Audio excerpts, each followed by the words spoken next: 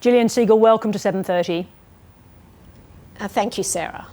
I want to start with how you frame this report.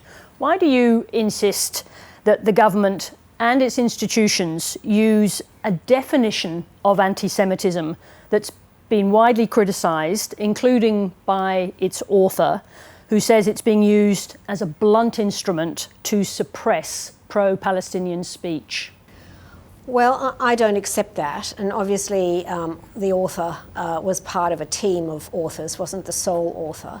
But it's been the internationally accepted definition of anti-Semitism for many years, and it's the definition of anti-Semitism that the government accepted.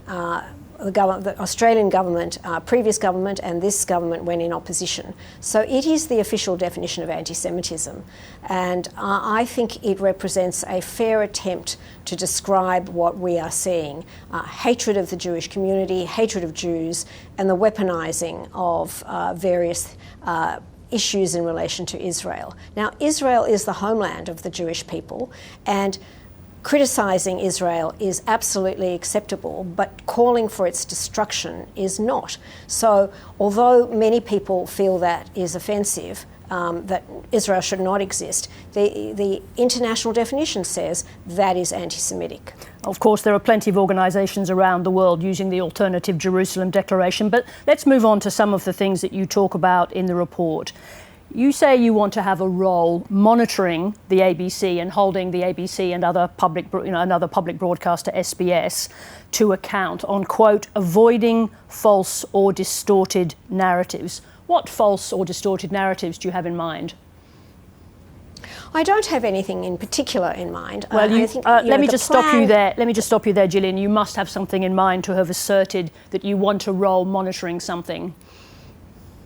No, I think that's not true. I think the plan is an ambitious plan to tackle all the important elements of our society where there can be the issues of anti-Semitism that need to be pushed to the margins. Now, ABC and SBS are very important elements in our society, public broadcasters that many people watch and that are seen as important and trusted sources of news. And I think that they are important elements of communication that need to be looked at and encouraged to look at multiple sources of truth rather than one particular view. Yeah, but let's just stay with this. Let's just stay with this. I'm not looking on it as an attack. I want to understand what it is you have in mind. These are your words. You want those public broadcasters to avoid false or distorted narratives. You must have had something in mind when you wrote those words. Well, I mean, obviously there have been lots of complaints that have been made to the ABC about particular programs or particular issues where they've only shown one side, let's say, of the debate in the Middle East and not the other side of the debate. And that's the general framing. But I don't have a particular thing in mind. My plan, and it is mine, is to look at all the dimensions, as I've said. We have to look at education. We have to look at universities. We have to look at public broadcasters. We have to look at online. And we have to look at all these vectors which are determinants of the culture of the country and reinforce them for social cohesion and take away the elements that are driving hatred and anti-Semitism. Now, there are some that are already let me just jump in there because let me just jump in there on this topic because you referred there to complaints. So there are some what you might call false or distorted narratives that you have in mind. Can you just give us an illustration to enable us to understand what exactly it is you're driving at? No, I mean, I think Sarah, the point of my discussion tonight is to try and give you a holistic view of the plan.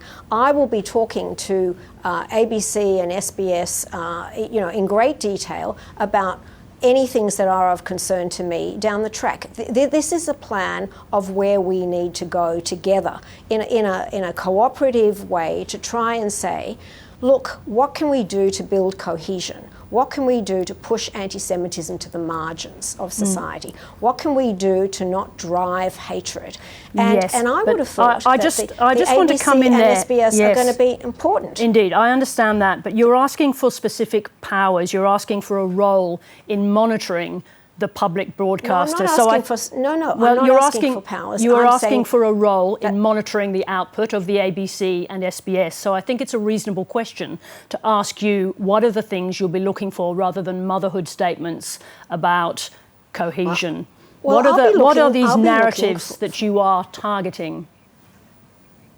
No, I will be looking for balance. I mean, I think people look to the ABC and SBS as public broadcasters, as places where they will get a multiplicity of views, a truthful rendition of what the issues are. And I'll be looking for that, for Jewish voices, Israeli voices, Palestinian voices, a whole range of other voices in relation to any issue. And that's what I'm looking for. Let me just go on to another point.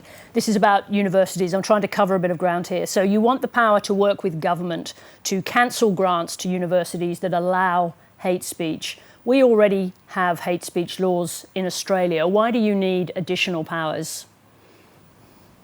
Well, they're not powers to me, okay? I'm just talking about the, what exercise of powers government could give. I'm not trying to increase my powers. Well, I'm you just an say advisor, you say you want the power. I'm quoting you to work with governments to cancel grants to universities that allow hate speech. No, I'm saying I will work with governments and they will do those things. Let's focus on the dog, not the tail, okay? You're trying to make the tail wag the dog.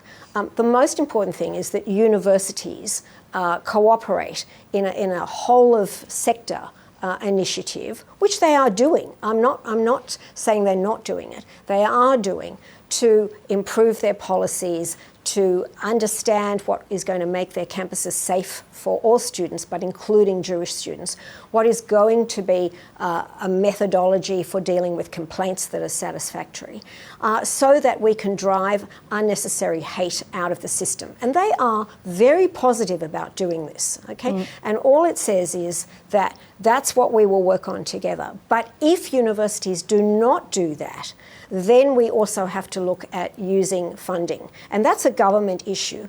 But I also say, and I think this is a very important aspect that many people have communicated to me, that they do not want their own money that comes to the government from their taxes being used to fund hate. But just to understand this, do you think that there are cultural events in Australia that should be cancelled for featuring the views of people who hold very strong views about the actions of the State of Israel and the future of the State of Palestine?